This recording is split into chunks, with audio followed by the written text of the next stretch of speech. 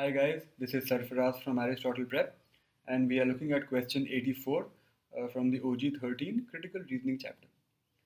So the stimulus says networks of blood vessels in bats' wings serve only to disperse heat generated in flight. This heat is generated only because bats flap their wings. Okay? Thus, a paleontologist's recent discovery that the winged dinosaur Sandactylus had similar networks of blood vessels in the skin of its wings provides evidence for the hypothesis that Sandactylus flew by flapping its wings, not just by gliding. So you see what the argument is saying is there's a particular kind of behavior or physiological structure that's been observed in the wings of bats and which bats are using for a particular purpose.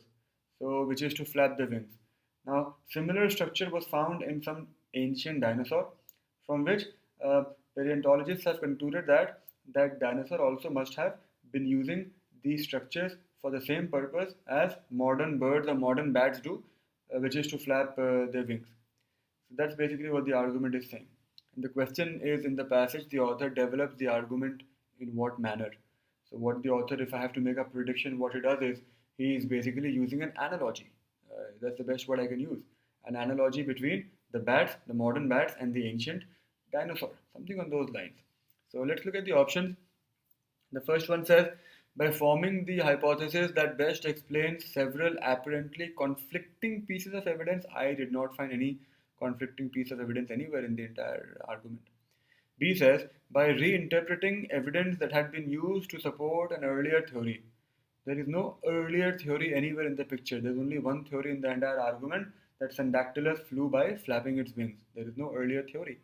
C says, using an analogy. I like that. Using an analogy with a known phenomenon to draw a conclusion about an unknown phenomenon perfectly matches what I have in mind and the way the argument is structured. Known phenomenon is the bat, unknown phenomenon is the dinosaur. So it looks like a good answer to me. D says, by speculating about how structures observed in present day creatures might have developed from similar structures in creatures now extinct, that is not the scope of the argument. The scope is how Syndactylus flew, not how these structures developed.